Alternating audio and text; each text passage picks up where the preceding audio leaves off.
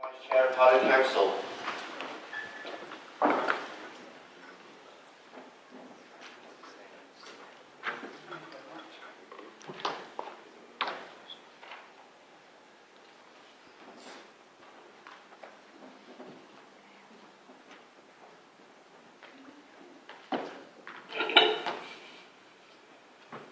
Good evening, councillors. Good evening, councillors. Would you like to be seated, please?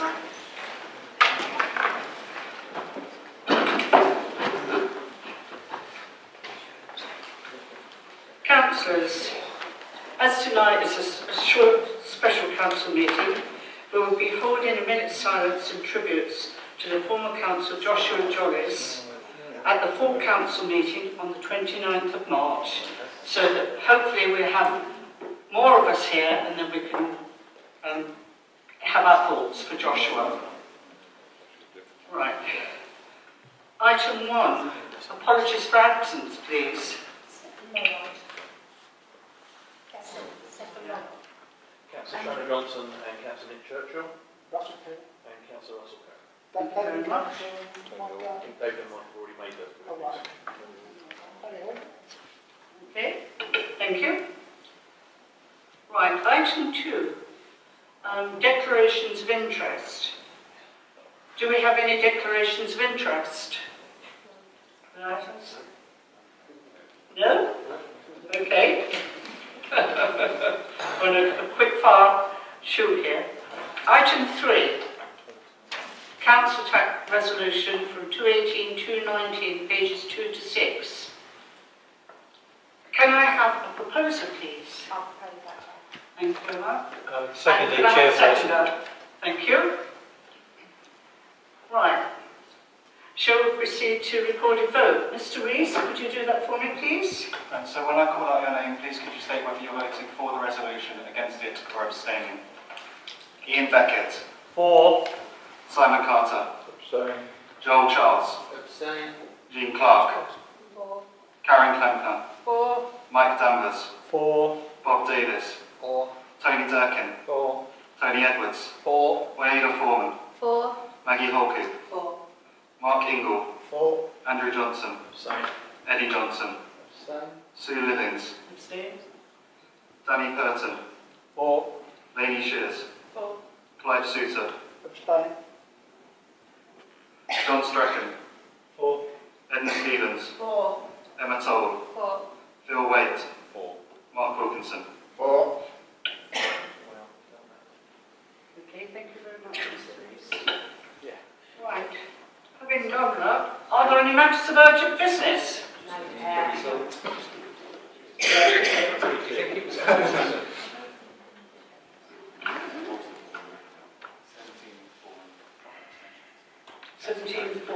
Okay, and it's carried. Thank you very much.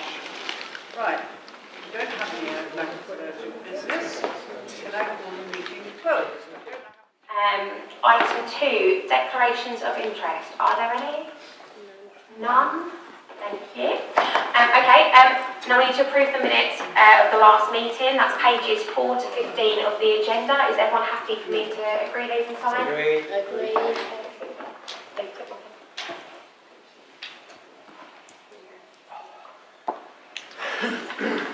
Okay. Item 4, matters arising. Councillor Purton, sorry, is that right? Councillor Purton just going to say a statement and I'll come over on the waste contract. So I'll hand over to you, Councillor Purton. Yes, thank you, Chair.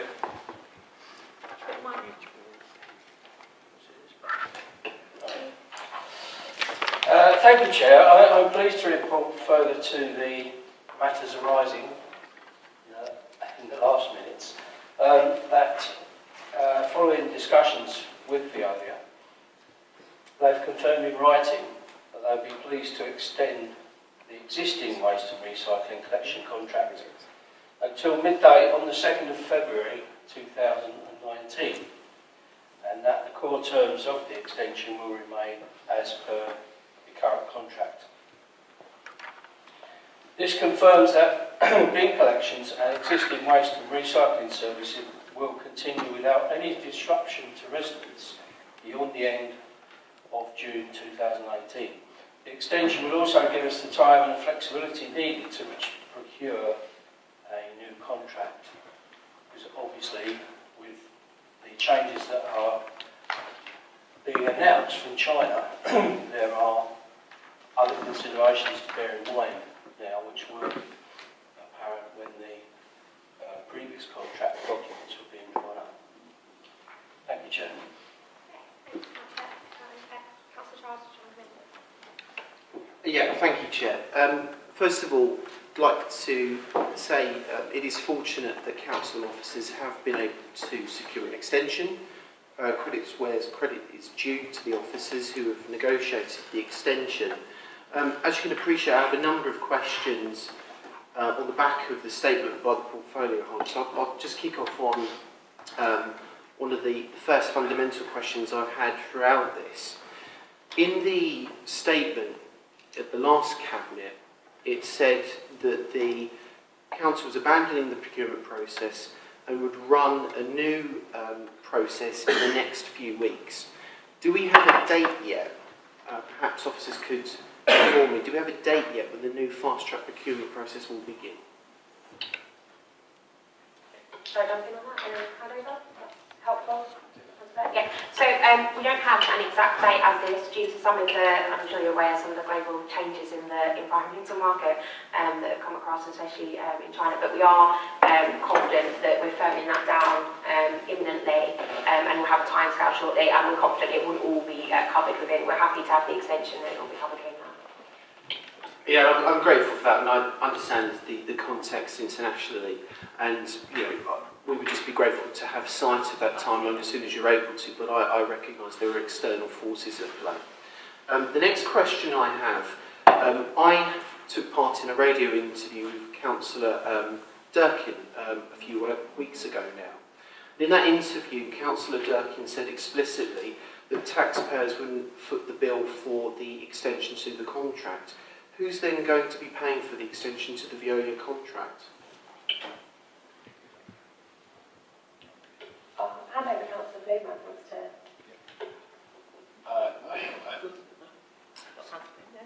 I need to be very delicate with my answer because it is subject to legal proceedings. But we have issued notice to our consultants that the situation requires looking at, and that is being done by our legal team. And that's helpful, Graham.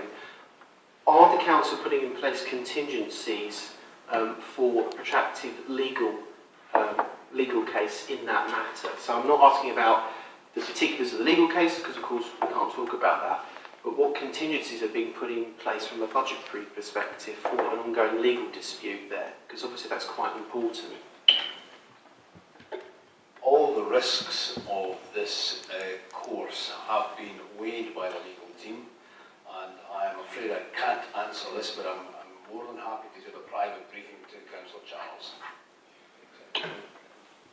Yeah, and I'm grateful for the private briefing. I appreciate the sensitivities, Graham, that we're entering in, so I will not dwell on that any further. The other question I have is on the point that we discussed during the last Cabinet meeting, and that was the independent investigation.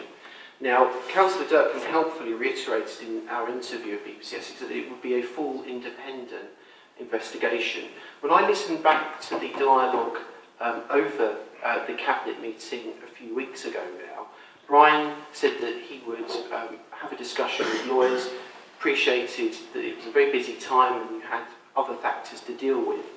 But I still believe, and I think the council still believe, that there should be a full independent investigation, free from the council's own lawyers, because of course the council could then set its own remit and they would report on that.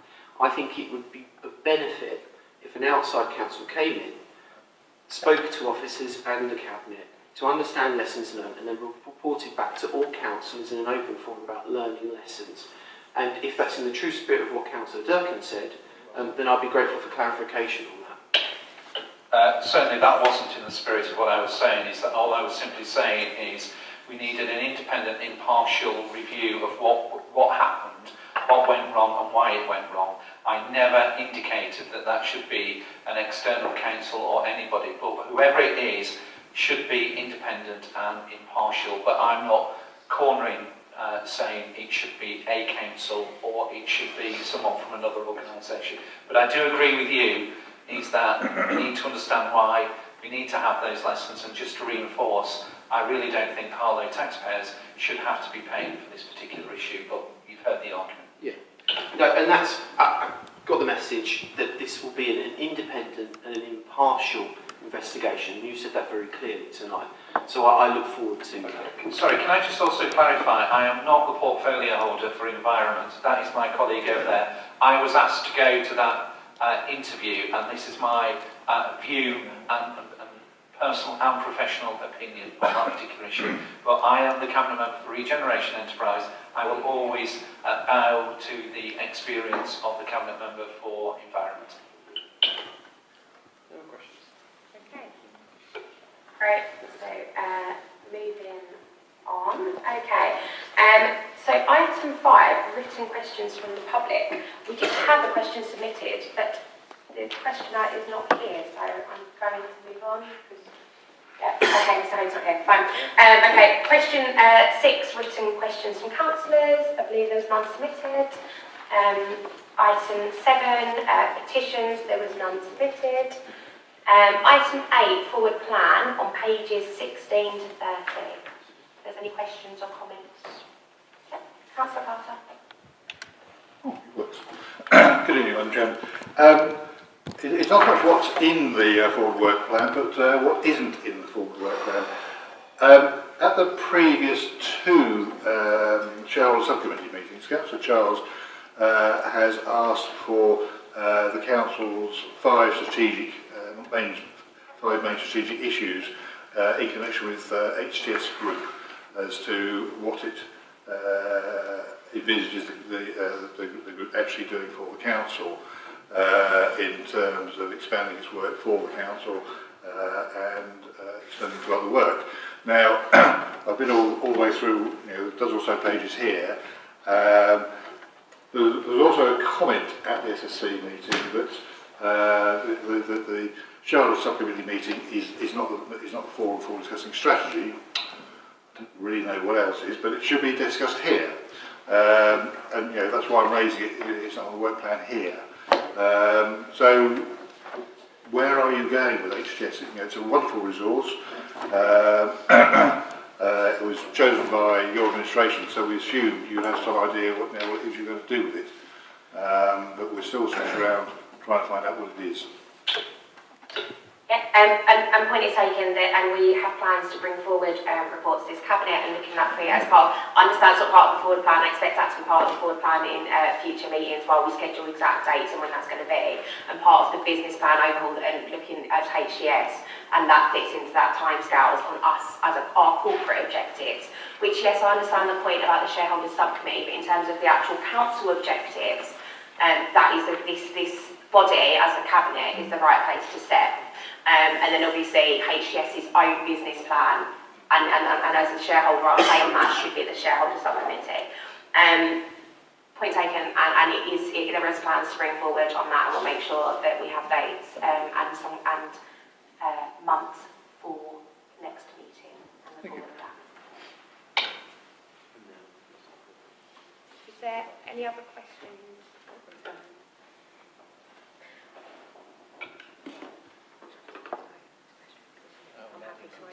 Yeah, look, I'm going to move back to Mr. Hose here, so I'm going to move back to questions from the public. Don't worry, I'm going to move back to that point. You've come, so Mr. Hose, don't worry, if you want to come and take your question, I'm happy to take that now. That's okay. No problem at all.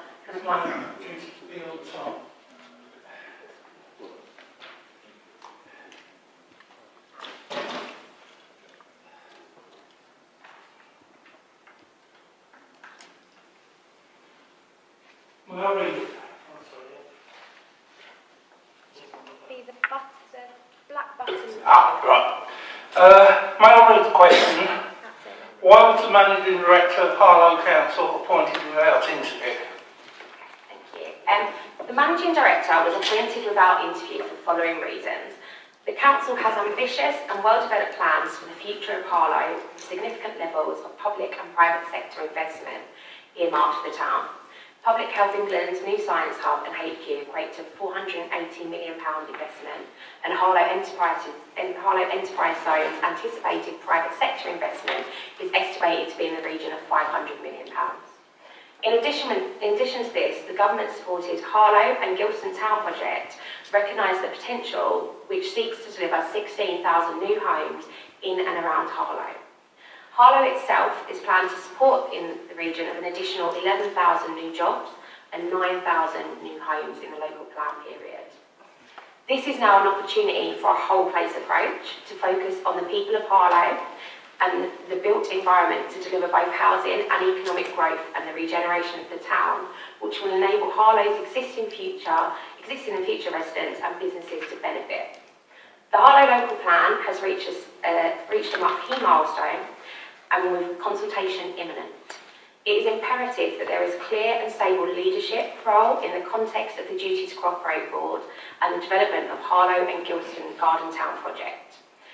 During 2017, the then acting managing director was personally involved or leading on all of the major projects referred to above, as well as managing the day-to-day activities of the council. As this is an important time for Harlow, it is essential that the council has stability in its leadership. For this reason, the then acting managing director was appointed to the permanent position in order to provide stability in the leadership for the council. Do you have a supplementary, Mr. Howard? I do. At full council in April 2017, you moved the motion, which was adopted by the council, that the council should encourage female staff to the highest positions in the council. How does this apply to such an important position in the council, as no woman, to my knowledge, has been interviewed, but has certainly been applied, in your case, being appointed leader? Does this mean that that motion only applies to councillors and not people wishing promotion in the council? Absolutely not, Mr. Howard, and you're correct, it is a very key issue for me and something that I believe passionately within our organisation. We did go through the process, there was women interviewed, and for whatever reason that was not, the offer we made was not accepted, and we moved forward in that process. I don't want to speak for Brian, who's not here tonight, but I know from many conversations that he also recognised the need for diversity and encouragement within our own workforce, which you're correct is 2/3 female, and that and how we represent the town. And there's a lot of work as a council in terms of changing the culture, supporting our own staff so they're prepared to step up. And we don't have a roadblock where we're bringing in always external people for higher positions, and able to encourage our own thing. But I recognise that that's a longer term problem. I recognise it's far bigger than this council, but it's always something that's important and to bear in mind, and something that's really key for us going forward. Thank you, Mr. Howard. Okay, to the agenda. Where was we? Okay, yes, we've just done forward plan, noted. Item 9, thank you very much. Item 9, recent decisions taken by the leader, deputy or portfolio holders. We have one this month. So that's item 9A to note, the decision by the portfolio holder for housing on the 8th of February, and that's on page 31. I don't know if there's any questions, but it's quite straightforward, but everyone's happy. Great, so that's for noting. Brilliant. Okay, that moves us on to item 10, HGS Property Environment Limited, contract awards for 2018/19 on pages 32 to 37. I formally move this item, Chair. Seconded, Chair. Okay, does anyone have any questions or comments? I think it's fairly straightforward, and comments from last year were noted, and we made sure that this was brought forward in a timely manner this year. So, thank Councillor Carter for his points last year, and we live and learn. That was going to be my comment, Madam Chair. You know, it is coming forward in a timely fashion, and HGS will be able to deliver a whole year's worth of, well, actually, more than a whole year's worth of work in 1 year. So we'll look forward to that. Right, was there any other comments? Okay, so if we take the vote, that's item 10 on pages 32 to 37. Are we all agreed? Agreed. Great, thank you. Okay, that's moving on to item 11, which is the appointment of Cabinet Overview Working Group, panels and partnership bodies on pages 38 to 40. I will move that. I'll second that, Chair. Just say this is just filling of vacancies and changes in the Cabinet. There wasn't any other changes. Was there any questions on any of the appointments? Any comments? Great, are we all happy to do it? Agreed. Lovely, fantastic. Item 13, I'm going to take them on block. So it's to note the minutes of the panels and working groups. So it's A to E, pages 41 to 53. I don't know if anyone had any questions or comments from any of it, it's just for noting. Have it, and that's noted. Item 14, matters of urgent business, I haven't been notified. And that's close of business in time for football. So